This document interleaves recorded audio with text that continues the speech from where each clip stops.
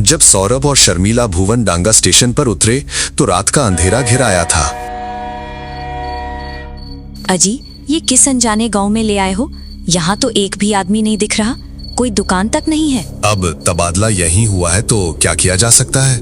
यहाँ से क्वार्टर तक कैसे जाएंगे? सुना था स्टेशन के बाहर रिक्शा मिल जाता है, सरकारी क्वार्टर बोलने पर पहुंचा देगा। हमारा सामान भी तो थोड़ा ही है और सुना है क्वार्टर सजा सजाया ही मिलता है, जो भी आता है उसे कोई दिक्कत नहीं होती। जल्दी चलो, आसमान का हाल देखा है, लगता है जल्दी ही बारिश आएगी। हाँ चलो, अब देर करना ठीक नहीं होगा। सौरभ और शर्मिला झटपट स्टेशन के बाहर आ गए। देखा कि सिर्फ एक रिक्शा खड़ा है, शायद इसी ट्रेन के इंतजार में। रिक्शा चालक खुद ही सौरभ और शर्मिला की ओर बढ़ाया। साहब, कहाँ जाएंगे? सरकारी क्वार्टर जाना है, ले चलोगे? क्यों नहीं ले जाऊंगा, जरूर जाऊंगा। आ जाइए। आज वैसे भी कुछ खास कमाई नहीं हुई, इसी भी ऐसी बारिश वाली रात में भी खड़ा था। सौरभ और शर्मिला ने समय बर्बाद न करते हुए रिक्शे में बैठ गए। खाली सड़क पर रिक्शा चालक आगे बढ़ने लगा। साहब, आप लोग यहाँ नए लग रहे हैं। आज ही यहाँ आए हैं। कोलकाता से मेरा तबादला हुआ है। आप शहर के लोग हैं, यहाँ घुलने मिलने में थोड़ा समय लगेगा। भैया, यहाँ से क्वार्टर कितनी दूर है? आधा घंटा तो लग ही जाएगा। ये तो काफी दूर है, कोई शॉर्टकट रास्ता नहीं है क्या? एक रास्ता तो है, लेकिन क्या? तो उसी रास्ते से चलो ना, दिन भर की थकान से अब और अच्छा नहीं लग रहा। लेकिन दीदी जी, वो तो कब्रिस्तान का रास्ता है। कब्रिस्तान का रास्ता है तो क्या हुआ, तुम उसी रास्ते से चलो।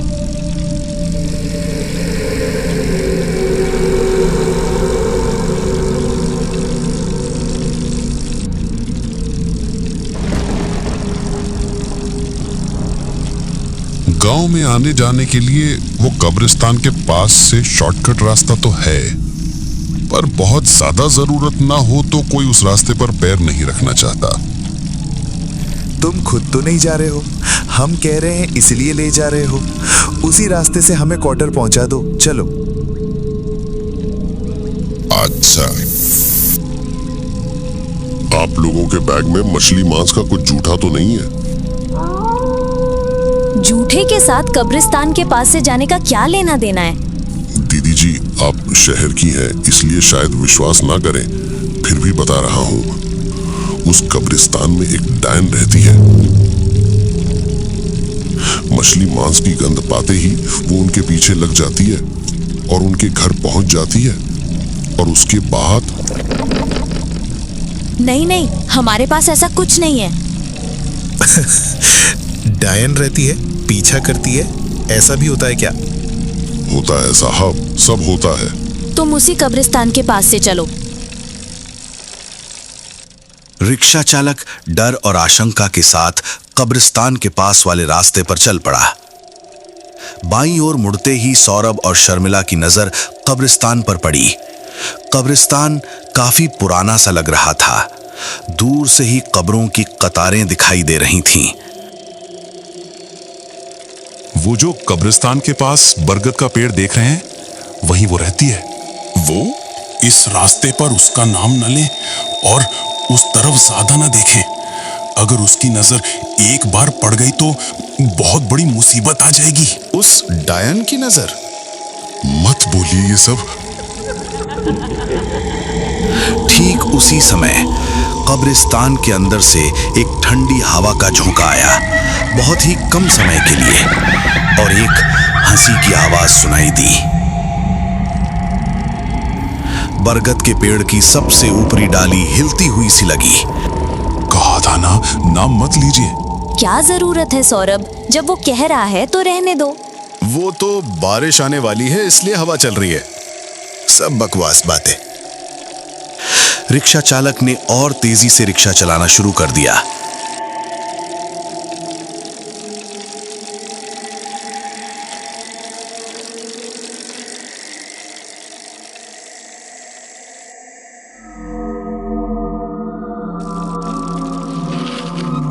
कुछ ही देर में सौरभ और शर्मिला क्वार्टर के गेट पर पहुंच गए। रिक्शा चालक ने बिना कोई और बात किए पैसे लिए और झटपट चला गया। सौरभ और शर्मिला क्वार्टर के अंदर गए। आप लोग आ गए? मैं आप ही का इंतजार कर रहा था। भाई साहब आप? मैं रतन इस क्वार्टर में खाना बनाने का काम करता हूं। ओह अच्छा अच्छा। आइए अंदर आइए। इसके बाद रतन के काम, उसके घर और क्वार्टर में कौन कौन रहता है, इन सब बातों की जानकारी लेते लेते सौरभ और शर्मिला अपने कमरे में पहुंचे। तो इस क्वार्टर में अभी और कोई नहीं है? अब सिर्फ हम ही रहेंगे? हाँ कह सकते हैं। रतन भैया, तो तुम यहाँ रात में नहीं रहते? नहीं साहब, जब भी इस क्वार्टर में कोई आता है तो मैं उनके लिए खाना बनाकर रात 9 बजे तक घर चला जाता हूँ।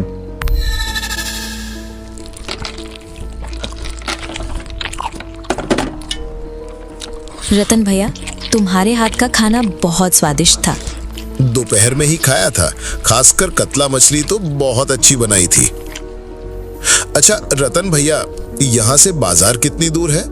तो मैं भी बाजार से सामान ला सकता हूँ? ज्यादा दूर नहीं है, आपके ऑफिस से थोड़ी ही दूर है। आप मुझे बता दीजिएगा, मैं ही बाजार से ले आऊंगा। वो तो ठीक है, लेकिन जानते हो रतन भैया, मुझे भी बाजार करना, खासकर अपने हाथ से मछली खरीदना बहुत पसंद है। हाँ, छुट्टी के दिन या ऑफिस से लौटते समय खरीद ही सकते हैं। लेकिन क्या? आप लोग यहाँ नए हैं इसलिए पहले ही बता रहा हूँ, कभी भी कब्रिस्तान वाले रास्ते से कोई मांसाहारी चीज, खासकर मछली लेकर मत आइएगा, क्योंकि वहां एक डायन रहती है। मांसाहारी चीजों की गंध पाते ही वो उसका पीछा करती है और मछली उसे बहुत पसंद है, और अगर डायन पीछे लग गई तो। सौरभ और शर्मिला एक दूसरे की तरफ देखकर कोई जवाब नहीं देते। रिक्शा वाले से भी उन्होंने यही बात सुनी थी, लेकिन वे समझ गए कि इस गांव के लोग डायन पर बहुत विश्वास करते हैं।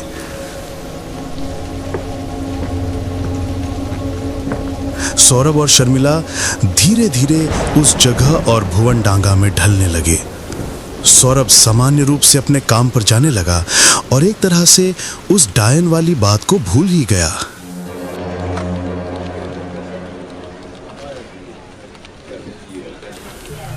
कुछ दिनों बाद सौरभ ऑफिस से निकलने ही वाला था कि उसका फोन बजा।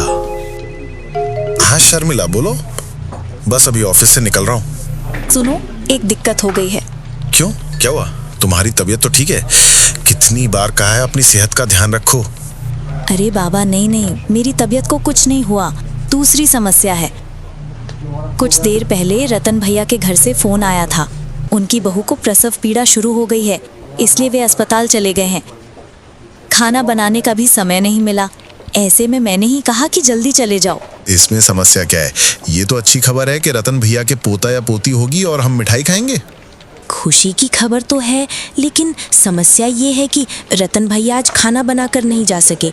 घर में ज़्यादा कुछ था भी नहीं और रतन भैया ने मुझे पहले से कुछ बताया भी नहीं था। सोचा था आज शाम को आकर बाजार से सामान लाकर खाना बनाएंगे। मैं भी जो खाना बनाऊं उसका भी कोई उपाय नहीं है। मैं तो बाजार का रास्ता भी नहीं जानती। तुम कोई चिंता मत करो, मेरे ऑफिस से थोड़ी ही दूर बाजार है, मैं बाजार से सब कुछ लेकर आऊंगा। अच्छा, यही ठीक रहेगा। जल्दी आना, देर मत करना, आसमान का हाल भी ठीक नहीं लग रहा। हाँ मैं आ रहा हूँ। इसके बाद सौरभ ऑफिस से निकलकर बाजार पहुंचा। सारी खरीदारी करने के बाद वो मछली की दुकान पर आया और एक बड़ी सी रोहू मछली खरीद ली। बहुत सारा बाजार कर लिया, अब इस मछली को ऐसे ही हाथ में लटकाकर घर लौटना होगा। चलो, शर्मिला ये देखकर बहुत खुश होगी। अरे टिप टिप करके तो बारिश भी शुरू हो गई है। ये सब लेकर लंबे रास्ते से गया तो पूरा भीग जाऊंगा, और सब भीग गया तो मुसीबत हो जाएगी। इससे अच्छा है कि कब्रिस्तान वाले रास्ते से चला जाऊं। सौरभ ने और कुछ न सोचते हुए कब्रिस्तान के पास वाले रास्ते से चलना शुरू कर दिया। ये रास्ता हमेशा इतना सुनसान क्यों रहता है, समझ नहीं आता। कितनी बार दिन में भी गया हूं, उन पेड़ों से एक पक्षी की आवाज तक नहीं आती। अजीब बात है। ताजी मछली हाथ में लटक रही थी और मछली से एक अजीब सी गंध हवा में फैल रही थी। कब्रिस्तान के पास बरगद के पेड़ के नीचे से गुजरते समय मछली के मुंह से थोड़ा सा खून जमीन पर गिरा। एक काली छाया बरगद के पेड़ से नीचे उतरी और सर से अपनी लंबी लपलपाती काली फटी हुई जीभ से उस खून को चाट लिया। एक आवाज आई। सौरभ आवाज सुनकर वहीं रुक गया। पीछे मुड़कर एक बार देखा, कोई कहीं नहीं था। आवाज कैसी थी? अब सौरभ का ना चाहते हुए भी कब्रिस्तान के पास खड़े होकर शरीर सिहर उठा। सौरभ एक पल भी ना रुकते हुए तेजी से चलने लगा। उसे बार बार लग रहा था कि कोई ठीक उसके पीछे है। एक ठंडी सांस और दबी हुई गर्जना की आवाज और फुसफुसाहट का एहसास हो रहा था, लेकिन पता नहीं क्यों एक बार भी पीछे मुड़कर देखने की हिम्मत नहीं हुई। ऐसा लग रहा था कि पीछे मुड़ते ही कुछ भयानक दिखेगा। हिम्मत जुटाकर लगभग दौड़ते हुए बाकी का रास्ता पार करके वो क्वार्टर पहुंचा। दरवाजे पर जोर जोर से धक्का देने लगा सौरभ। आ रही हूँ बाबा, रुको। ऐसे दरवाजा खटखटा रहे हो जैसे न जाने क्या देख लिया हो। अरे तुम ऐसे हाफ क्यों रहे हो? नहीं, कुछ नहीं, बस बारिश शुरू हो गई थी, इसीलिए जल्दी आ गया। सौरभ घर में घुसते ही दरवाजा बंद करने जा रहा था कि उसे स्पष्ट रूप से दिखा कि अंधेरे में कोई हिला। उसने तुरंत दरवाजा बंद कर दिया। इतनी बड़ी रोहू मछली लायो, कटवाकर क्यों नहीं लाए? बाकी मछलियां तो कटवाकर लायो। साबुत मछली हाथ में लाने का मजा ही कुछ और है। तुम कोई और कटी हुई मछली बना लो। कल तो छुट्टी है, मैं सुबह रोहू मछली काट दूंगा। अच्छा, ठीक है।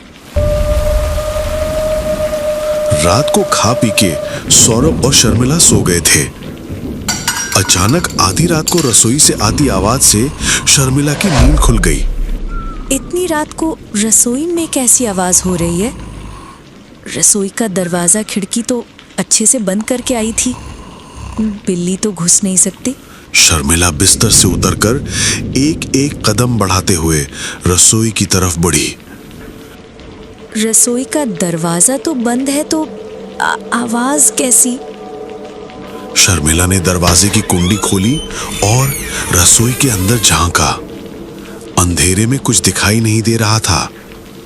दरवाजे के बाईं ओर हाथ बढ़ाकर उसने कमरे की बत्ती जलाई और देखा कि फ्रिज का दरवाजा खुला है और फ्रिज के पास से कुछ फाड़कर खाने की आवाज आ रही है, लेकिन ठीक से दिख नहीं रहा कि कौन है। फ्रिज के उस पार कोई हो तो जब तक सामने ना जाओ तब तक दिखाई नहीं देता। दरवाजा खिड़की बंद है तो घुसा कौन? शर्मिला काफी डर और उत्सुकता के साथ फ्रिज के उस पार बढ़ी। जाकर देखा कि उल्टी दिशा में मुंह करके कुछ देर पहले सौरभ की लाई हुई रोहू मछली को कोई गच्चा ही फाड़ फाड़ कर खा रहा है। पास में मछली का पूरा कांटा और सिर पड़ा है। जो बैठा है उसका चेहरा नहीं दिख रहा, लेकिन लंबे काले सांप जैसे बाल जमीन पर लौट रहे हैं। शरीर पर जगह जगह से चमड़ी उतरी हुई है, ठीक सांप के केंचुली की तरह। सफेद कपड़े में लिपटा हुआ एक मन से मछली खाए जा रहा है। कौन हो तुम? इस घर में कैसे घुसी? निकल जाओ, कह रही हूँ। लेकिन कोई जवाब नहीं आया। शर्मिला ने अपना हाथ बढ़ाकर सामने बैठे हुए के शरीर पर रखा ही था कि उसने पीछे मुड़कर देखा, और जो मुड़ा वो कोई इंसान नहीं था। उसका चेहरा भयानक था, खून से लथपथ होकर और भी डरावना हो गया था। ये देखकर शर्मिला पीछे मुड़कर भागने लगी, लेकिन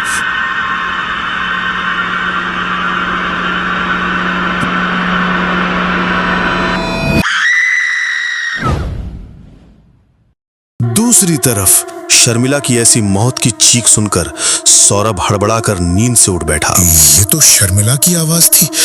अरे वो तो बिस्तर पर नहीं है, गई कहां? सौरभ बिस्तर से उतरकर कमरे के बाहर देखा तो रसोई का दरवाजा खुला था और वहां बत्ती जल रही थी।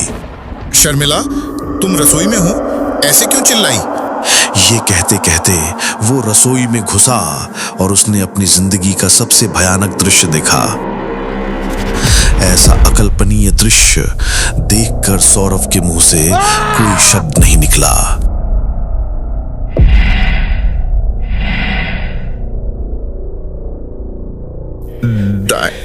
डायन